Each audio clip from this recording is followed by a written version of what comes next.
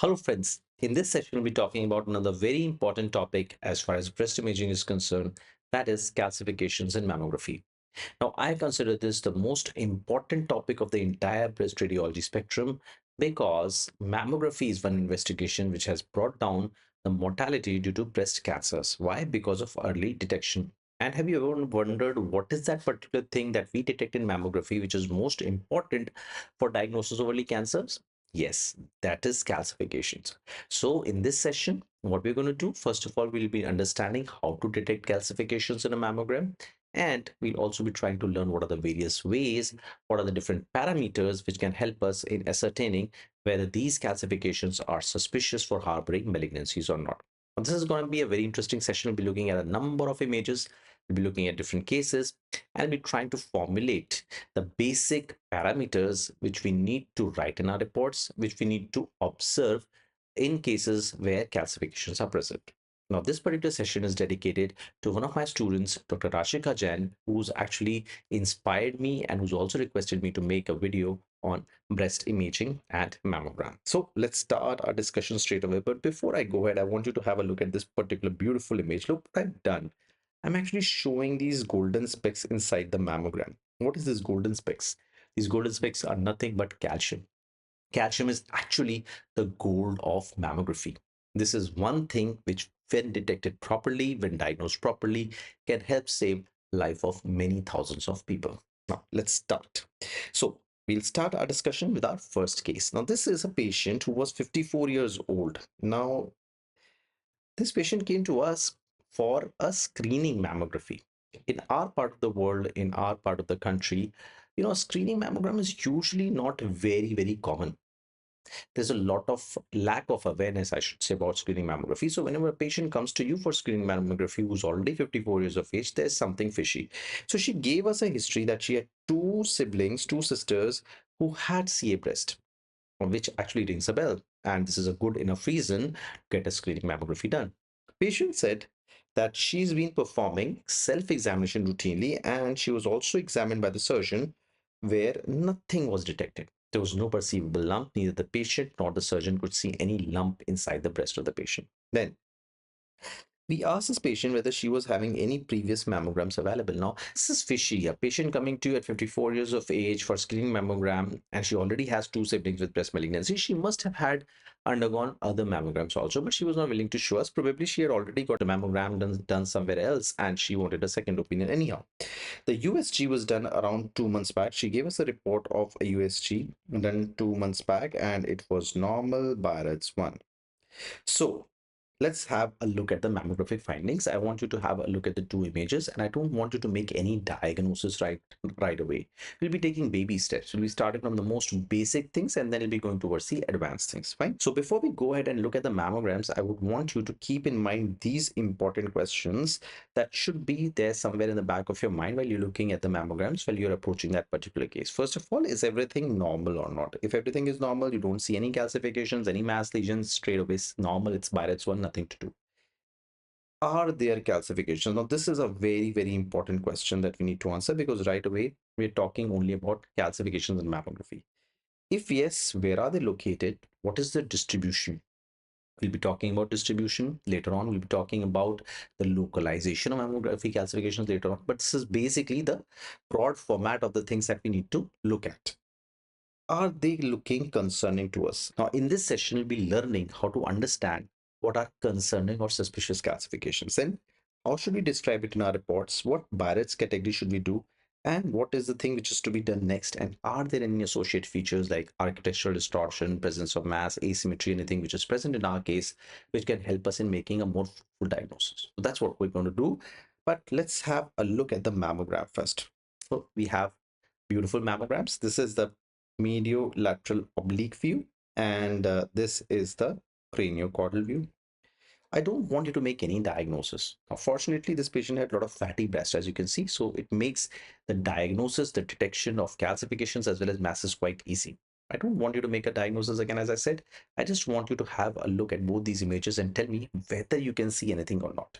So yes, everybody of you would say that we can see some white specks here in the retroareolar region, both on mediolateral oblique as well as craniocaudal views. And these tiny specks, which are white, I should say, which are radio dense, which are radio opaque, can be nothing but calcifications. Now, some of you might have also detected that there are some lymph nodes which can be seen only on this mediolateral oblique view, which may or may not be important for the final diagnosis. Now, I want you to have a look at these calcifications back again, keeping in view these important questions that I have already asked. Now, before we go ahead and talk about the individual characteristics, let's have a look at these classifications even closely. When we magnify these images, when we are magnifying these images on our workstations, now I think everybody of you would be able to see these calcifications, to detect these calcifications, and you will also be able to appreciate the nature, the morphology, the outer margins of calcification, the size of calcifications. All of these parameters are important predictors that whether these calcifications are benign or malignant looking. Right now, we don't know whether they're benign. Right now, we don't know they're malignant. And we can also see that there is some mass-like thing. I can see some opacity, some ill-defined area here, which is harboring these calcifications. This patient, mind you, had no perceivable lump. So these things, to anyone, even if I don't know ABC or mammography, they look suspicious to me. First of all, the clinical history is quite suspicious. And secondly, I'm finding some calcifications which are located in the retroareolar region, along with an opacity which is present on the background of these calcifications, which may represent anything. So this is the basic case that we'll start our discussion from. Now we'll be looking at different case scenarios, different images, and then be coming back to this case. And then I would want you to tell me whether we were dealing with a normal case, a benign looking calcification, or a malignant looking calcification. But before we go ahead, we should first know how to detect calcifications. Majority of you would say that how stupid a question is this? Anybody can detect calcifications. They're very easy. They're bright looking objects in the mammogram and they're fairly easy to diagnose as well as detect. But it's always not the case. Let's have a look at few cases. I'll be showing you 5 cases and I would want your inputs over it. This is a mammogram. I hope everybody of you can see. This is a craniocaudal view, right breast and left breast. Now, I want you to have a look at both of these breasts and tell me whether you can see, whether you can detect any calcifications or not. So, majority of you would say that, sir, yes, here I can see some calcifications. That's fairly correct. Some of you would say that, sir, here also we can see some calcifications. And I would say, yes, they also look calcifications to me.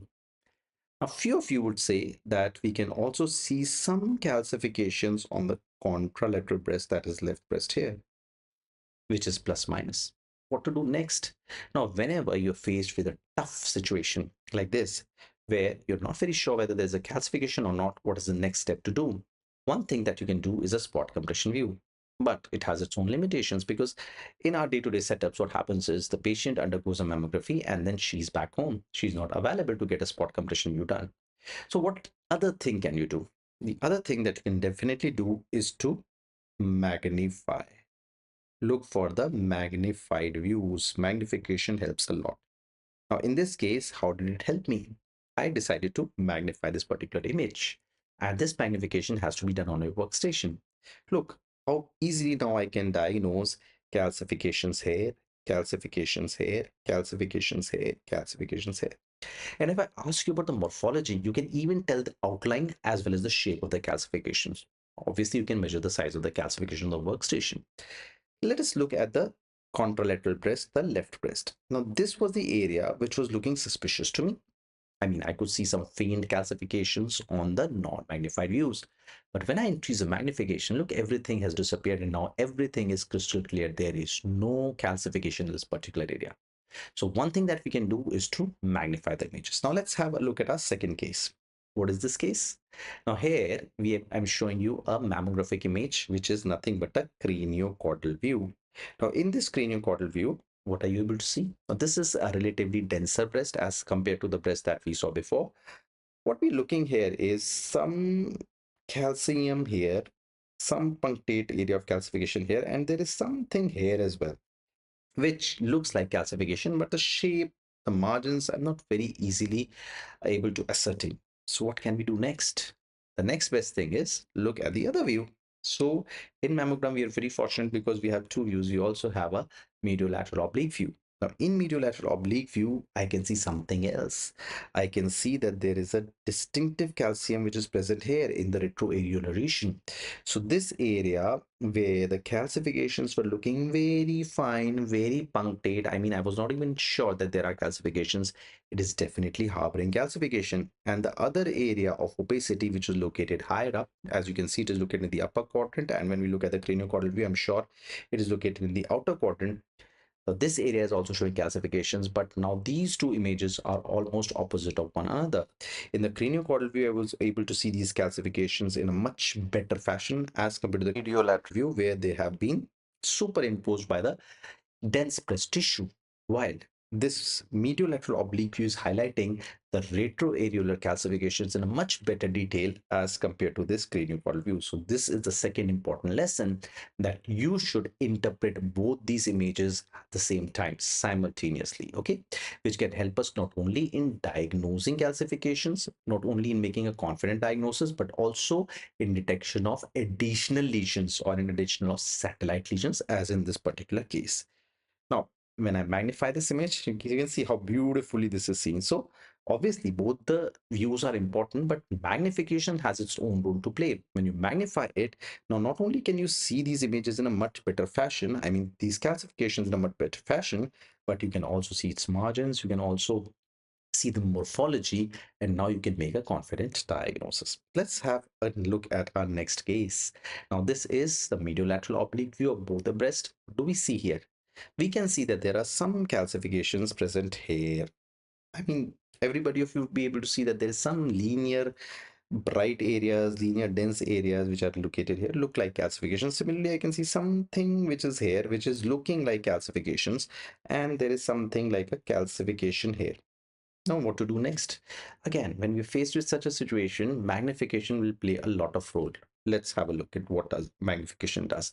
When I magnify these images on my workstation, not only am I detecting calcifications, I've detected the calcifications on the base images as well, but now I can classically see the nature of these calcifications. Look at these calcifications. I can see that they're more linear calcifications, they're more widespread, and they're located in both the breasts. Magnification has got a lot of role to play, and changing your window settings at the workstation will also make a lot of role. Now, come on to our next case. Now, this is a craniocaudal view, and in this craniocaudal view, this is the right breast, this is the left breast. It has been highlighted. Can you see any calcifications? I want you to have a look at the right breast first. Do you see anything wrong with it? Yes, I do see calcifications here. I do see calcifications here. I do see something calcifications here. And there is this bright spot. I hope everybody of you would be able to pick up this bright spot. Now, this bright spot is typically looking like a calcification to me. This is a calcification and it looks like a dot. So I'll call it a punctate calcification. So till now, we have only looked at those cases where magnification could help us in diagnosing or detection of calcifications. In this case, it would help us to remove the mimic. Let's have a look at the magnified image. In the magnified image, obviously we can see all these calcifications here. They're very brightly seen, and I can also appreciate the nature of these calcifications, the margin of these calcifications. But this is that particular calcification, so-called calcification, that I was really concerned about on my craniocaudal view. This one. So when I just magnify it, what I see is this is nothing but this is basically an end-on vessel which was mimicking a calcification. And why I'm confidently saying this? Because this is showing a different density, a different opacity as compared to the rest of the calcifications, which I'm very sure of. Again, magnification helps us to rule out the mimics as well. Now, last case to detect calcifications. Now, this is a case where you can see I provided you with the craniocaudal and the mediolateral oblique views, and I think everybody of you will be able to see that there is something here. I don't want you to make a diagnosis, but even if you don't know anything about mammography, you would say, sir, I can see an area of opacity, and this area of opacity is looking suspicious to me because it is showing irregular margins like a star. It is showing a spiculated appearance, fine. So it is harboring all the features of malignancy. The same is being shown on this particular view. What is this view? This is the mediolateral view. And when I talk about calcifications, because right now we're talking about calcifications only, you would say, sir, I can see a bright calcification here, and this calcification is definitely to be seen. And since this is a mass lesion, and we know that in mass lesions we have microcalcifications, then, sir, I also think that there are some tiny densities which are present in the center part of this dense lesion, likely microcalcifications. They can be something like pleomorphic. You must have heard the terms like coarse heterogeneous. So they are looking like suspicious microcalcifications to me. But when I magnify this particular image, look what magnification does. It has now removed all doubts from my mind. There is a calcification here, but this core of this lesion is not showing any calcification. So this is the importance of using magnified images, using spot compression views, and using both these images or looking at both the projections at the same time in order to detect these calcifications. So by now, I hope looking at these examples, you'll be able to at least detect calcifications in all the mammograms that you're looking at.